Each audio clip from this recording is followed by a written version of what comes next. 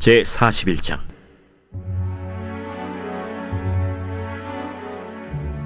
만 2년 후에 바로가 꿈을 꾼즉 자기가 나일 강가에 서 있는데 보니 아름답고 살진 7 암소가 강가에서 올라와 갈밭에서 뜯어먹고 그 뒤에 또 흉하고 파리한 다른 7 암소가 나일 강가에서 올라와 그 소와 함께 나일 강가에 서 있더니 그 흉하고 파리한 소가 그 아름답고 살진 7 소를 먹은지라. 바로가 곧 깨었다가 다시 잠이 들어 꿈을 꾸니 한 줄기에 무성하고 충실한 7 이삭이 나오고 그 후에 또 가늘고 동풍에 마른 7 이삭이 나오더니 그 가는 7 이삭이 무성하고 충실한 7 이삭을 삼킨지라. 바로가 깬즉 꿈이라. 아침에 그의 마음이 번민하여 사람을 보내어 애굽의 점술가와 현인들을 모두 불러 그들에게 그의 꿈을 말하였으나 그것을 바로에게 해석하는 자가 없었더라. 술 맡은 관원장이 바로에게 말하여 이르되, 내가 오늘 내 죄를 기억하나이다. 바로께서 종들에게 놓아사 나와 떡 굽는 관원장을 친위대장의 집에 가두셨을 때 나와 그가 하룻밤에 꿈을 꾼즉 각기 뜻이 있는 꿈이라. 그곳에 친위대장의 종된 히브리 청년이 우리와 함께 있기로 우리가 그에게 말하매 그가 우리의 꿈을 풀되 그 꿈대로 각 사람에게 해석하다니 그 해석한 대로 되어 나는 복직되고 그는 매달렸나이다. 이에 바로가 사람을 보내어 요셉을 부르매 그들이 급히 그를 옥에서 내놓은지라. 요셉이 곧 수염을 깎고 그의 옷을 갈아입고 바로에게 들어가니 바로가 요셉에게 이르되, 내가 한 꿈을 꾸었으나 그것을 해석하는 자가 없더니 들은즉 너는 꿈을 들으면 능히 푼다 하더라. 요셉이 바로에게 대답하여 이르되, 내가 아니라 하나님께서 바로에게 편안한 대답을 하시리이다. 내가 꿈에 나일 강가에 서서 보니 살지고 아름다운 7 암소가 나일 강가에 올라와 갈밭에서 뜯어먹고 그 뒤에 또 약하고 심히 흉하고 파리한 7 암소가 올라오니 그같이 흉한 것들은 애굽 땅에서 내가 아직 보지 못한 것이라. 그 파리하고 흉한 소가 처음에 7 살진 소를 먹었으나 먹은 듯 하지 아니하고 여전히 흉하더라. 내가 곧 깨었다가 다시 꿈에 보니 한 줄기에 무성하고 충실한 7 이삭이 나오고 그 후에 또 가늘고 동풍에 마른 7 이삭이 나더니 그 가는 이삭이 좋은 7 이삭을 삼키더라. 내가 그 꿈을 점술가에게 말하였으나 그것을 내게 풀이해주는 자가 없느니라. 요셉이 바로에게 아뢰되, 바로의 꿈은 하나라. 하나님이 그가 하실 일을 바로에게 보이심이니이다. 7 좋은 암소는 7회요 7 좋은 이삭도 7회니 그 꿈은 하나라. 그 후에 올라온 파리하고 흉한 7 소는 7년이요 동풍에 말라 속이 빈 7 이삭도 7회 흉년이니 내가 바로에게 이르기를 하나님이 그가 하실 일을 바로에게 보이신다 함이 이것이라. 온 애굽 땅에 7회 큰 풍년이 있겠고 후에 7회 흉년이 들므로 애굽 땅에 있던 풍년을 다 잊어버리게 되고 이 땅이 그 기근으로 망하리니 후에든 그 흉년이 너무 심함으로 이전 풍년을 이 땅에서 기억하지 못하게 되리이다. 바로께서 꿈을 2번 겹쳐 꾸신 것은 하나님이 이 일을 정하셨음이라. 하나님이 속히 행하시리니 이제 바로께서는 명철하고 지혜 있는 사람을 택하여 애굽 땅을 다스리게 하시고 바로께서는 또 이같이 행하사 나라 안에 감독관들을 두어 그 7회 풍년에 애굽 땅의 5분의 1을 거두되 그들로 장차 올 풍년의 모든 곡물을 거두고 그 곡물을 바로의 손에 돌려 양식을 위하여 각 성읍에 쌓아두게 하소서. 이와 같이 그 곡물을 이 땅에 저장하여 애굽 땅에 임할 7회 흉년에 대비하시면 땅이 이 흉년으로 말미암아 망하지 아니하리이다. 바로와 그의 모든 신하가 이 일을 좋게 여긴지라. 바로가 그의 신하들에게 이르되, 이와 같이 하나님의 영에 감동된 사람을 우리가 어찌 찾을 수 있으리요? 하나님이 이 모든 것을 내게 보이셨으니 너와 같이 명철하고 지혜 있는 자가 없도다. 너는 내 집을 다스리라. 내 백성이 다 내 명령에 복종하리니 내가 너보다 높은 것은 내 왕자뿐이니라. 내가 너를 애굽 온 땅의 총리가 되게 하노라. 하고 자기의 인장 반지를 빼어 요셉의 손에 끼우고 그에게 세마포 옷을 입히고 금사슬을 목에 걸고 자기에게 있는 버금 수레에 그를 태우매 무리가 그의 앞에서 소리 지르기를 엎드리라! 바로가 그에게 애굽 전국을 총리로 다스리게 하였더라. 나는 바로라. 애굽 온 땅에서 내 허락이 없이는 수족을 놀릴 자가 없으리라. 그가 요셉의 이름을 사브낫바네아라 하고 또 온의 제사장 보디베라의 딸 아스낫을 그에게 주어 아내로 삼게 하니라. 요셉이 나가 애굽 온 땅을 순찰하니라. 요셉이 애굽 왕 바로 앞에 설 때에 30세라.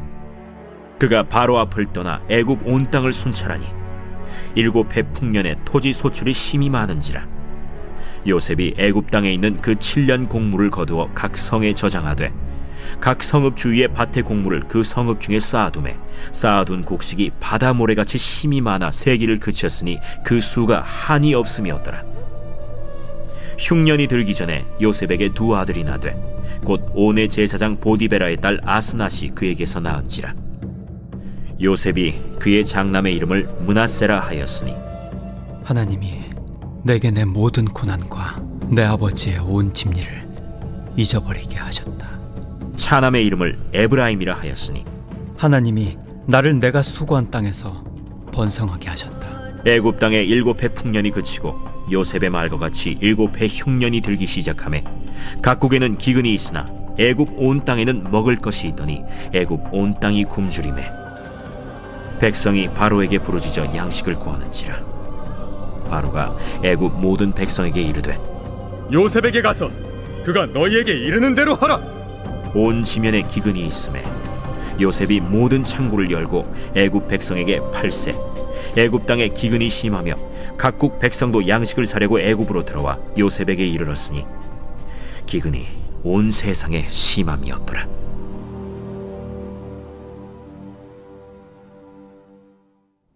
샬롬.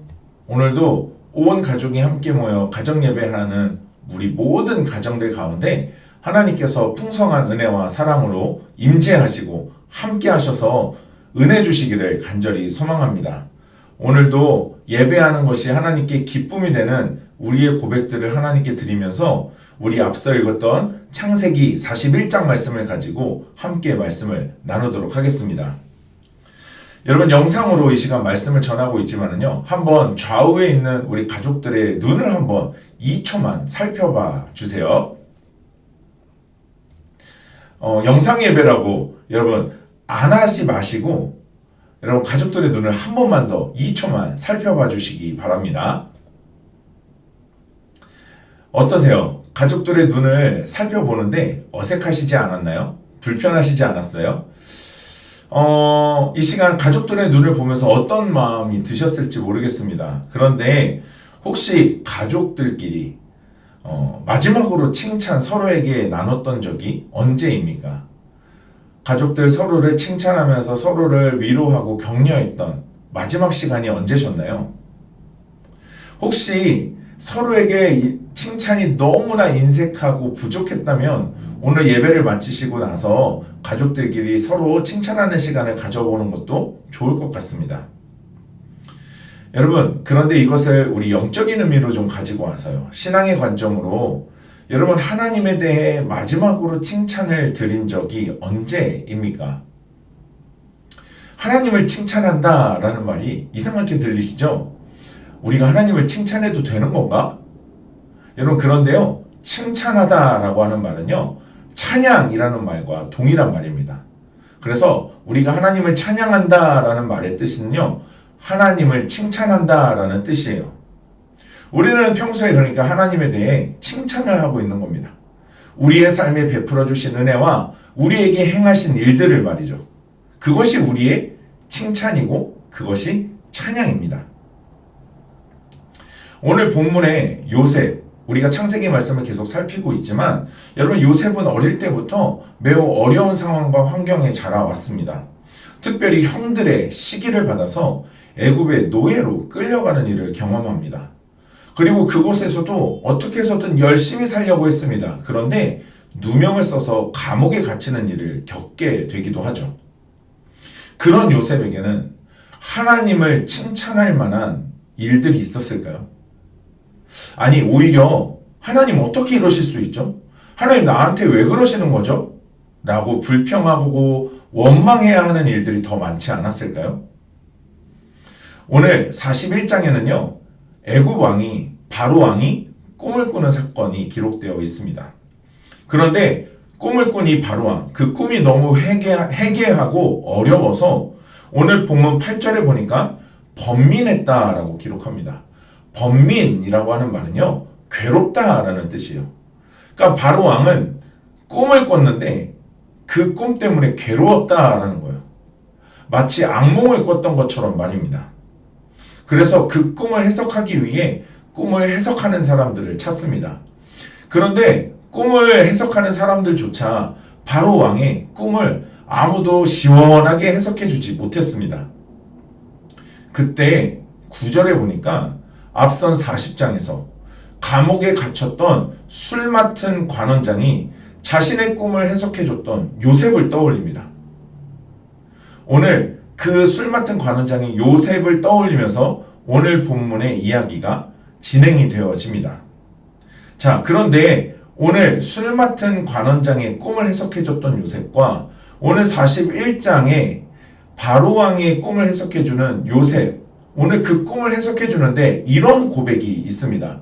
먼저 앞선 40장 8절에 보니까 요셉은 술 맡은 관원장의 꿈을 해석해 줄 때 이렇게 이야기합니다.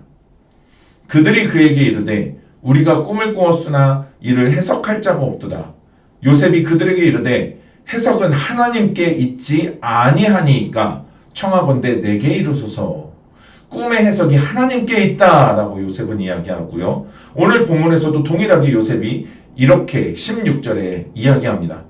요셉이 바로에게 대답하여 이르되 내가 아니라 하나님께서 바로에게 편안한 대답을 하시리이다. 여러분, 요셉은요, 꿈을 해석하는 데 있어서 하나님이 하시는 것이다 라고 이야기합니다. 원망 많을 것 같던 요셉, 불평할 것만 많았을 것 같은 요셉이지만 오늘도 꿈을 해석하는 일을 함에 있어 하나님이 하신다라고 이야기를 합니다.